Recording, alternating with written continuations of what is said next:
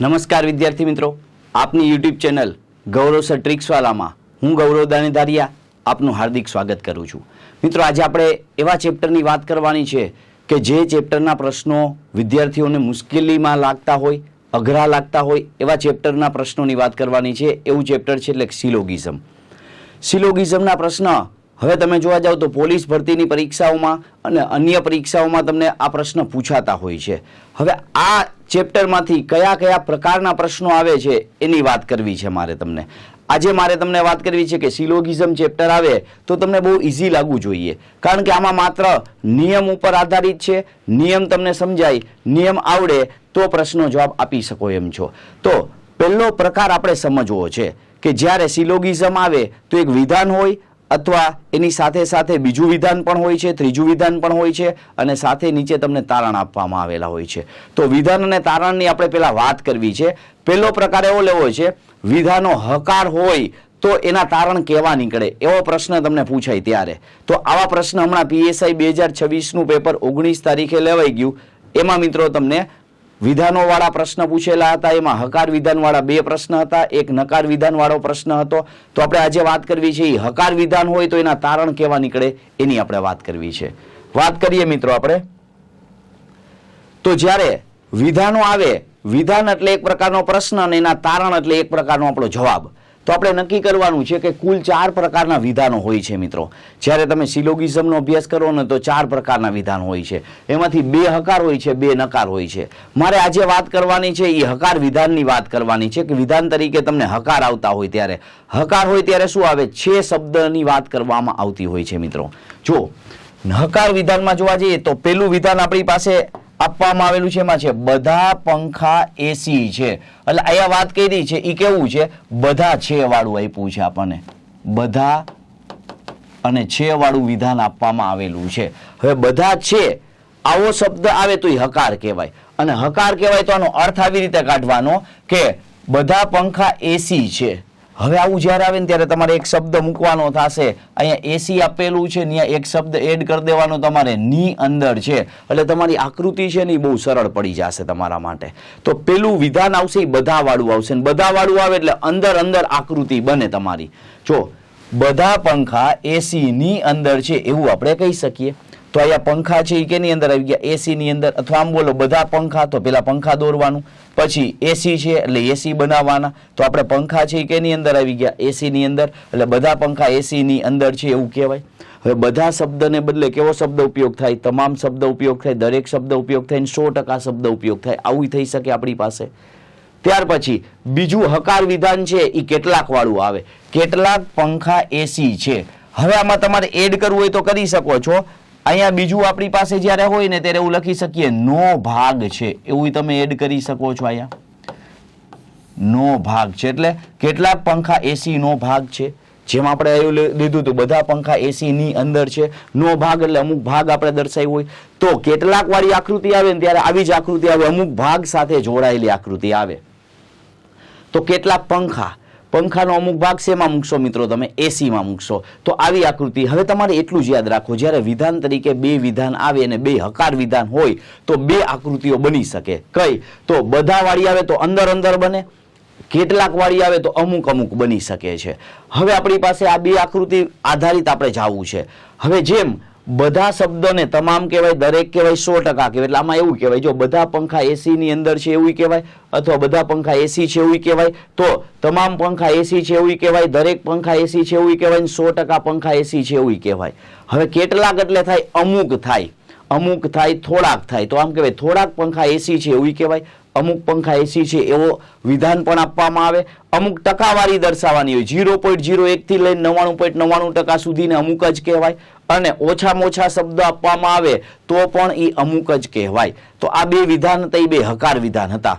કુલ વિધાન મિત્રો આપણે 4 વિધાનો ભણવાના હોય. એમાંથી આપણે 2 વિધાન હકાર વિધાન, એટલે આપણો પ્રકાર એવો છે વિધાન હકાર આવે ત્યારે આપણું તારણ હકાર નીકળવું જોઈએ એવો આપણી પાસે આ પ્રકાર આપણે અભ્યાસ કરવાનો છે. તો એના પહેલા નિયમો, જો મેં તમને 2 વિધાન સમજાવી દીધા, હવે નિયમો. નકારનો આપણે ઉલ્લેખ નથી કરતા, એના માટે આપણો અલગથી વિડીયો બનાવશું. નકાર જ્યારે વિધાન તરીકે નકાર વિધાન આવતા હોય એનો વિડીયો અલગથી લેશું મિત્રો. તો હવે આપણી પાસે આ માહિતી આવી ગઈ છે. તમારે આટલું યાદ રાખવાનું, બધા આવે તો ની અંદર ને કેટલાક આવે તો નો ભાગ, એવું આપણે દર્શાવશું.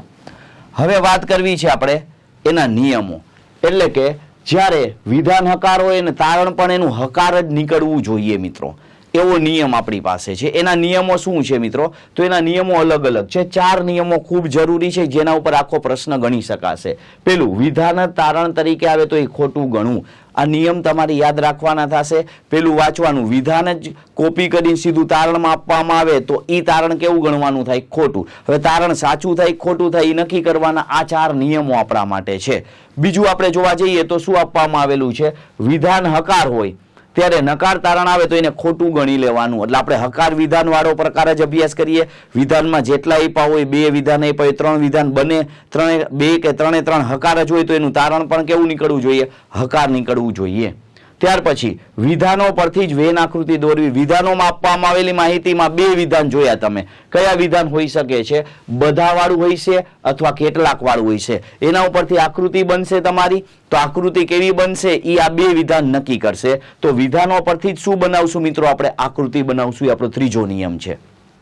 ચોથો નિયમ, વેન આકૃતિ જોઈને જ તારણ સાચું કે ખોટું નક્કી કરવું. એટલે સીધે સીધું વેન આકૃતિમાં તમને જેવું દેખાય ને મિત્રો, એવો જવાબ તમારે આપવાનો થાય. તમે એના વિશે ખોટા તર્ક વિતર્ક ન કરતા કે આમ થાય તો તેમ થાય તો, આવું આપણે કઈ વિચારવાનું નથી. ખોટા મગજને ખોટા ધંધે લગાડતા નહીં. માત્ર ને માત્ર શું કરવાનું છે કે આ 4 નિયમને ફોલો કરવાના, આપણો આન્સર નક્કી થઈ જશે. ફરીથી નિયમ જોઈ લ્યો. વિધાન તારણ તરીકે આવે તો ખોટું ગણવું. વિધાનો હકાર હોય ત્યારે નકાર તારણ એને ખોટું ગણવાનું. વિધાનો પરથી જ વેન આકૃતિ દોરવી. ચોથું, વેન આકૃતિ જોઈને તારણ સાચું કે ખોટું નક્કી કરવું. વાત થઈ ગઈ પૂરી. તો આ પહેલો પ્રકાર. આવા પ્રકારના પ્રશ્નો હમણાં PSI 2026ની પરીક્ષા જે લેવાણી એમાં ટોટલ 3 વેન આકૃતિના, એટલે કે ટોટલ 3 સિલોગિઝમના, તેમાંથી 2 હકાર હતા અને 1 નકાર હતું. તો હકારની મારે વાત કરવી છે, એના તરફ આપણે જવું છે. તો હવે આપણે આપણા પ્રશ્ન તરફ જઈએ મિત્રો. તો મિત્રો આપણે જે નિયમ ભણ્યા અને સાથે સાથે આપણે વિધાનો ભણ્યા, એના પરથી આપણે હવે પ્રશ્નો ગણવાના છે. તો જોઈએ મિત્રો, આપણે પહેલા જ પ્રશ્નની વાત કરવાની છે. આપણે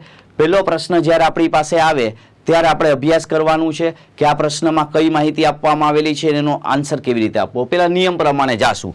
પહેલા જો બધી માહિતી આપવામાં આવેલી છે એ માહિતીમાં આપણે જોવા જઈએ તો બધા વૃક્ષો યંત્રો છે. હકાર આપણી પાસે વિધાન છે. બધા યંત્રો પુસ્તકો છે. બીજું વિધાન એ હકાર છે આપણી પાસે. તારણ આપ્યા છે એ 2 કેવા આપ્યા છે? હકાર આપવામાં આવેલા છે. તો વિધાને હકાર હોય, તારણે હકાર હોય. એના નિયમની વાત કરીએ મિત્રો તો એના નિયમો તમારી પાસે આ 4 જે મેં સમજાવ્યા એ નિયમ છે. પેલા વાંચતું જવાનું. વિધાન જ તારણ તરીકે આવે તો એને ખોટું ગણવાનું. તો તમે જુઓ, અહીંયા વિધાન આપ્યું છે બધા વૃક્ષ યંત્રો છે. બધા વૃક્ષ યંત્રો છે એવું નથી. બધા યંત્રો પુસ્તક છે. બધા યંત્રો પુસ્તક છે એવું નથી. એટલે વિધાન જ તારણ તરીકે કોપી નથી. એટલે અહીંયા આપણી પાસે આ નિયમનું પાલન નથી થતું. બીજું, હકાર વિધાન હોય તો તારણે હકાર જ આવવા જોઈએ. નકાર હોય તો એ ખોટું તારણ ગણવાનું. આપણે એવું નથી આપણી પાસે. તો ત્રીજું શું કીધું છે? સીધું તમને ત્રીજું એવું કીધું છે, વિધાનો પરથી જ વેન આકૃતિ દોરવી. ચાલો વિધાન પરથી આપણે વેન આકૃતિ દોરવા માંડીએ. બધા વૃક્ષો યંત્રો છે. હવે મેં કીધું તું 2 બધા વાળા આવે ને તો અંદરની અંદર એવી આકૃતિ આવે. બધા વૃક્ષો યંત્રો છે. તો હવે આપણે જોવા જઈએ કે આ આપણા માટે શું છે? વૃક્ષ છે. આ બધા વૃક્ષ કેની અંદર આવી જશે? તો કે બધા વૃક્ષો યંત્રોની અંદર આવી જશે. ની અંદર શબ્દ આપણા માટે જરૂરી છે. મેં કીધું તું કાંઈ ન ખબર પડે ને તો અહીંયા તમારે એવું લખતું જવાનું, ની અંદર છે, એટલે તમને સરળ બની જશે. જો પછી બધા યંત્રો પુસ્તકોની અંદર છે એવું લખતા જઈએ અથવા મગજમાં સમજતા જઈએ તોય આવડે. હવે બધા યંત્રો પુસ્તકની અંદર આવી જશે તો પુસ્તકો આની ઉપર હશે એટલે પુસ્તકની અંદર યંત્રો આવી ગયા આપણા માટે. ચાલો અંદર વાળી આકૃતિ બને ક્યારે? બધા વાળું આવે ત્યારે. પછી શું આપ્યું છે? હવે તારણ જો આવું થાય છે, બધા યંત્રો વૃક્ષો છે એવું થાય. જોવો તો બધા યંત્રો વૃક્ષો છે એવું થાય તો આપણા માટે આમ નામ વિચારો. ન ખબર પડે તો અહીંયા આવો શબ્દ મૂક્યો ની અંદર, એટલે હાવ સરળ થઈ ગયું. બધા યંત્રો વૃક્ષની અંદર છે. તમે જો વૃક્ષની અંદર બધા યંત્રો છે? નથી. બધા યંત્રો નથી એટલે પહેલું તારણ કેવું થઈ ગયું? ખોટું થઈ ગયું. અમુક યંત્રો જ કહી શકાય.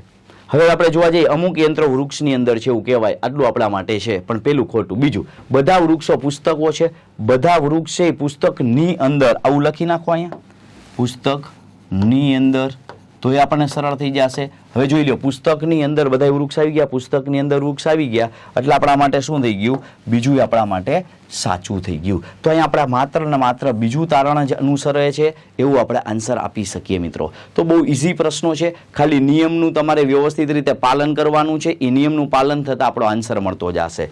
ચાલો, હવે ની અંદર અને નો ભાગ, આવું મેં તમને સમજાવ્યું એવી રીતે આપણે આગળ વધતું જવાનું છે. બીજો પ્રશ્ન જોઈએ. કેટલાક દરવાજા કેરી છે? તો હાલો આકૃતિ દોર નાખું પહેલા. તો અહીંયા કેટલાક દરવાજા કેરી છે એટલે હવે આપણે જોવા જઈએ દરવાજાનો અમુક ભાગ શેમાં આવશે? તો કે કેરીમાં આવશે આપણા માટે. આ કેરી થઈ જશે આપણા માટે. પછી તમને એવું કીધું બધી કેરી કેળા છે.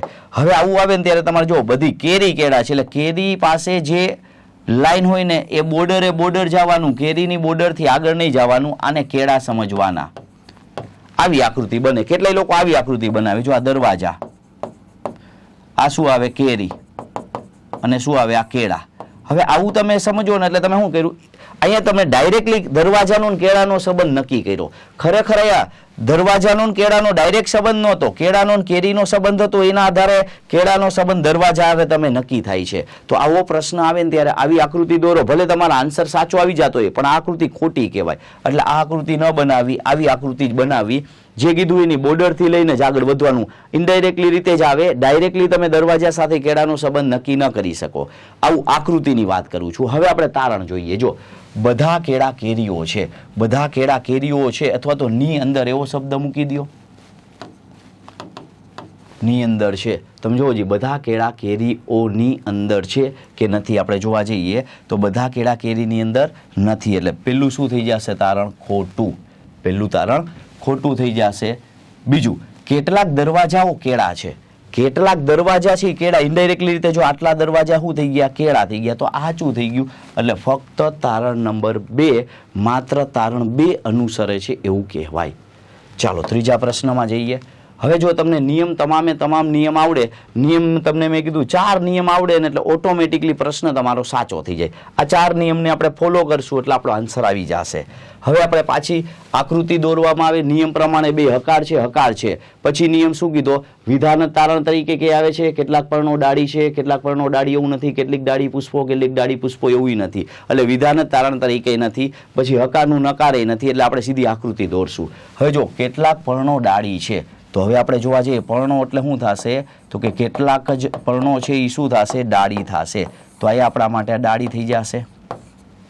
હવે કેટલીક ડાળીઓ પુષ્પો છે, અહીંયા કેટલીક ડાળી શું થઈ જશે? પુષ્પો થઈ જશે.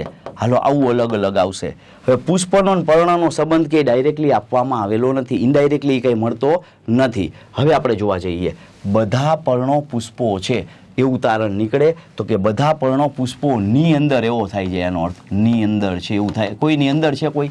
અમે તમે જો બધા પર્ણો પુષ્પોની અંદર નથી આવતા. એટલે પહેલું તારણ કેવું થઈ જશે? ખોટું. પહેલું તારણ ખોટું. બીજું આપણી પાસે તારણ જોવા જઈએ. કેટલીક ડાળીઓ પર્ણોનો ભાગ છે એવું લખાય ને અહીંયા, નો ભાગ છે. તો અહીંયા જો કેટલીક ડાળી છે એ પર્ણનો ભાગ થાય છે, તો આટલી ડાળી પર્ણનો ભાગ થઈ જાય છે, થાય છે. એટલે ફક્ત ને ફક્ત બીજું તારણ અનુસરે છે, માત્ર તારણ 2 અનુસરે છે એવું આપણે કહી શકીએ આમાં. તો આ પ્રશ્નમાં આપણે નિયમ પ્રમાણે ગયા, ફક્ત તારણ 2 જવાબ આવે છે એવું આપણે કહી શકીએ. ચાલો ત્યાર પછીનો પ્રશ્ન આપવામાં આવેલો છે. ત્યાર પછીના પ્રશ્નમાં આ PSI 2026નો પ્રશ્ન છે મિત્રો. જોજો હમણાં તાજેતરની પ્રશ્ન પત્ર તમે જોવા જાઓ તો આ પ્રશ્નપત્ર 2026નું PSIનું પ્રિલિમ્સનું હતું ને એમાં આ પ્રશ્ન હતો. હવે આપણને શું કહે છે? 2 હકાર વિધાન છે તો તારણે હકાર જ આવવા જોઈએ. એના કારણથી આ કાઢી નાખવું પડે. જો એ નકાર છે, અહીં તારણ કેવું છે? નકાર. એટલે આનો અર્થ એવો થયો આ અને આ, એટલે કે 2 નંબરનું 4 નંબરનું તારણ નો જ આવે, કારણ કે આપણો નિયમ કહે છે. હવે બીજો નિયમ છે. હવે આ જ સીધું તારણ તરીકે મૂકાણું છે બધા દીપડા વાઘ છે, બધા દીપડા વાઘ, બધા દીપડા વાઘ નથી, બધા સિંહ વાઘ, બધા સિંહ. હા જો આવ્યું. અહીંયા આપણે જોવા જઈએ આ તારણ છે, આ વિધાન છે. વિધાન જ સીધું તારણ તરીકે આવી ગયું છે. એટલે આ તારણ પણ કેવું થાય? ખોટું થાય. તો 3 તારણ તો એમને ખોટા કરી નાખ્યા નિયમના આધારે. આપણે પેલું એક જ જોવાનું રહેશે હવે આપણી પાસે. તો એના માટે વેન આકૃતિ બનાવવી પડશે. તો બનાવીએ. બધા દીપડા વાઘની અંદર, એવું બોલું છું હવે, બધા દીપડા વાઘની અંદર હશે તો પેલા હું લખાય? દીપડા. હવે બધા દીપડા કેની અંદર છે? તો કે વાઘની અંદર છે, એટલે વાઘ આવ્યા. હવે તમે જોજો, હવે બધા સિંહ વાઘની અંદર એટલે સિંહને અહીંયા ક્યાંક મૂકવા પડશે. આ સિંહ થઈ જાય. તો હવે આના માટે થોડીક આકૃતિ વાઘવાળી મોટી કરી નાખું એટલે તમને ચિંતા ન થાય. આવું આપણે જો આ વસ્તુ મેં તમને કીધી, બધા દીપડા વાઘની અંદર થઈ ગયા અને બધા સિંહ વાઘની અંદર જ આવશે. વાઘની અંદર સિંહ આવશે, પણ એ સિંહ કેવા આવશે? અલગ આવશે. દીપડાથી અલગ આવશે, પણ એ વાઘની અંદર છે. એટલે વાઘ આપણા માટે અહીંયા થઈ ગયા છે. જોજો મિત્રો, આપણા માટે વાઘની વાત હતી. આ વાઘ હતા, એની અંદર દીપડા અને સિંહ બે છે, પણ બે અલગ અલગ છે. આવી આકૃતિ કાંઈક થાય, અંદર આવે પણ બહુ ત્રણેય અંદર નથી આવતી. આવી આકૃતિ બને છે. હવે તમારો તારણનો જવાબ નક્કી કરો. બધા વાઘ દીપડા છે. જોવો તો બધા વાઘ દીપડા છે, અથવા તો ની અંદર છે એવું કીધું છે, ની અંદર છે એવું કહે છે. બધા વાઘ દીપડાની અંદર છે નથી. તો આનો અર્થ એવો થાય, આ ખોટું થાય. તો તમામે તમામ તારણ ખોટા થાય. એટલે એક પણ તારણ અનુસરતું નથી. એટલે ડી જવાબ આવે. તાજેતરનો પ્રશ્ન કહેવાય. હવે જો તમે આ નિયમનો વાંચો ને તો આ હરખું જ લાગે, બધા સિંહ વાઘ છે, બધા સિંહ વાઘ થઈ ગયા. જો પણ એ નિયમ છે એટલે ના પાડી આપણે, નકર તમને એમ થાય કે સાચું છે. ના, એ નિયમ ના પાડે છે. આ પ્રશ્ન કહેવાય, આ જવાબ કહે. તો પ્રશ્ન કોઈ દી એનો જવાબ હોય તો ન જ હોય ને, એટલા માટે. એટલે આવું વસ્તુ ન થાય. તો આવો પ્રશ્ન તમારે વ્યવસ્થિત સમજવાનો. આવા પ્રશ્ન આવે તો સરળતાથી સમજવાના છે મિત્રો. ચાલો ત્યાર પછીની વાત કરવી છે આપણે. શું આપ્યું છે? બધા ગ્રહ સૂર્ય છે, બધા ચંદ્ર, સૂર્ય ચંદ્ર છે, બે હકાર. હવે વિધાન તારણ તરીકે આવે છે ગ્રહ સૂર્ય નથી દેખાતું, સૂર્ય ચંદ્ર નથી દેખાતું. એમને જોઈ લ્યો તો આ નથી થતું. હવે સીધી આકૃતિ બનાવીએ. બધા ગ્રહો સૂર્ય છે, એટલે ગ્રહો સૂર્યની અંદર એવું કહેવાય ને. આ ગ્રહ છે એ કેની અંદર છે? સૂર્યની અંદર છે. એવું કહેવાય કે ન કહેવાય? તો કહેવાય. બીજું, બધા સૂર્ય ચંદ્રની અંદર છે, બધા સૂર્ય ચંદ્રની અંદર છે. એટલે અહીંયા ચંદ્ર આપણા માટે ઉપર આવી જશે, ચંદ્રની અંદર સૂર્ય આવી જશે. જવાબ આપો. અમુક સૂર્ય ગ્રહ છે, અમુક સૂર્ય ગ્રહ થાય છે, અથવા તો અમુક સૂર્ય ગ્રહનો ભાગ છે એવું કહો. તો ગ્રહનો ભાગ, ગ્રહ છે એનો ભાગ થાય છે, તો કે આ થાય છે. ગ્રહનો ભાગ થાય છે એટલે આ પેલું કેવું થઈ જાય? તો કે સાચું થઈ જાય. અમુક ચંદ્ર સૂર્યનો ભાગ છે, અમુક ચંદ્ર છે એ સૂર્યનો ભાગ છે, તો કે થાય છે. એ દેખીતા જ થાય છે. તો આપણા માટે બંને વિધાન અનુસરે છે. એટલે ઓપ્શન સી આપણો થઈ જશે, બંને અનુસરે છે. ત્યાર પછીની વાત કરવી છે આપણે. ત્યાર પછીના પ્રશ્નમાં જોવા જઈએ તો શું આપવામાં આવેલું છે? બધા કલાકારો છોકરીઓ છે અને બધી છોકરીઓ સુંદર. હકાર થઈ ગયો આપણા માટે. હકાર હોય તો નકાર તારણ નીકળી જાય, નથી. પછી જો કલાકારો છોકરીઓ છે, નથી. છોકરીઓ સુંદર છે, નથી. એમનામ જ જોઈ લો, શબ્દો જોઈ લો તો ખરા. પછી બધા જોવા જવાય. શબ્દ જ નથી ભેગા થતા, એટલે આપણે વિધાન જ તારણ તરીકે નથી. એટલે પેલા બે નિયમ ગયા. સીધી આકૃતિ દોરો. બધા કલાકારો છોકરીઓની અંદર થશે. તો પેલા હું શું લખી શકું? કલાકારો. એ કેની અંદર રહેશે? કલાકારો છોકરીઓની અંદર રહેશે. એટલે છોકરીઓ અહીંયા હશે. જો ની અંદર શબ્દ મૂકશો ને તો તમારા માટે સરળ પડી જશે. બધી છોકરીઓ સુંદરની અંદર છે, તો હવે સુંદર આની ઉપર આવે. છોકરીઓ સુંદરની અંદર છે, તો સુંદર આવવા ગયો આપણા માટે. હવે જોવા જાવ, બધા જ કલાકારો સુંદર છે એવું થાય છે. જોવો તો બધા જ, અથવા તો બધા જ કલાકારો સુંદરની અંદર છે. સુંદરની અંદર કલાકારો સાચું. તો પેલું આપણા માટે શું થઈ ગયું મિત્રો? સાચું થઈ ગયું કહેવાય. પછી કેટલીક છોકરીઓ કલાકારોનો ભાગ આવ્યો. આયા શબ્દ નો ભાગ એ લખી શકીએ ને, નો ભાગ છે. તમે નક્કી કરો, કેટલીક છોકરીઓ કલાકારનો ભાગ છે. છોકરીઓમાંથી કેટલીક જ કલાકારનો ભાગ થાય છે. કેટલીક એટલે છોકરીઓ આટલી હોય, એમાંથી આટલી છોકરીઓ કલાકારનો ભાગ થાય છે તો થાય, નકર આટલી છોકરીઓ નથી થતી. જો બાકીની છોકરીઓ નથી થતી તો જોઈ શકો છો. એટલે આ વસ્તુ શું થયું આપણા માટે? તો કે આ સાચું થઈ ગયું. એટલે બંને તારણ અનુસારે વળી પાછું આન્સર સી જ આવે. તો આવા પ્રશ્નો જ્યારે તમારી પાસે આવે ને મિત્રો, તો તમે કોઈ દી મુશ્કેલી ન થવી જોઈએ, સરળતાથી જવાબ આપી શકવા જોઈએ. ફરીથી આપણી પાસે એક પ્રશ્ન આપવામાં આવેલો છે. અહીંયા હકાર. વિધાન તારણ આવે. ઓર્કિડ ફૂલ નથી. ઓર્કિડ સુંદર નથી. ફટાફટ જવાનું, સીધી આકૃતિ બનાવો. બધા ઓર્કિડ ફૂલ છે. હવે આપણે નક્કી કરીએ, ઓર્કિડ છે એ ફૂલની અંદર આવે ને. બધા ઓર્કિડ ફૂલની અંદર છે, એટલે ફૂલ આવી જશે અહીંયા. તો આવી રીતે ફૂલ થઈ જશે. પછી અમુક ઓર્કિડ સુંદર છે. હવે અમુક ઓર્કિડ સુંદર હોય તો આમ દોરવું પડે. અમુક ઓર્કિડ જ સુંદર છે. હવે ઓર્કિડ લેવા જાવ તો ફૂલ ઓલરેડી આવી જાય છે. તો આવી આકૃતિ બને. હવે તારણ જો, અમુક ફૂલ સુંદર થાય છે, તો ફૂલનો અમુક ભાગ છે. જો આટલો ભાગ હતો એ સુંદર થઈ ગયો. હા, થઈ ગયો, ઓટોમેટિકલી થઈ ગયો. તો પેલું તારણ સાચું થઈ ગયું આપણા માટે. પછી બધા સુંદર ફૂલની અંદર છે એવું થાય ને, એનો અર્થ થાય છે? બધા સુંદર છે એ ફૂલની અંદર છે નથી, આટલા ક્યાં દેખાય છે? તો નથી. આકૃતિ જેવું દેખાય ને એવો જવાબ આપવાનો. તો ફક્ત તારણ એક જ અનુસરે છે, માત્ર તારણ એક સાચું છે એવું આપણે કહી શકીએ. તો જ્યારે આવા પ્રશ્ન આવે ને મિત્રો, તો તમને સરળતાથી પ્રશ્નોના જવાબ આવડી જવા જોઈએ.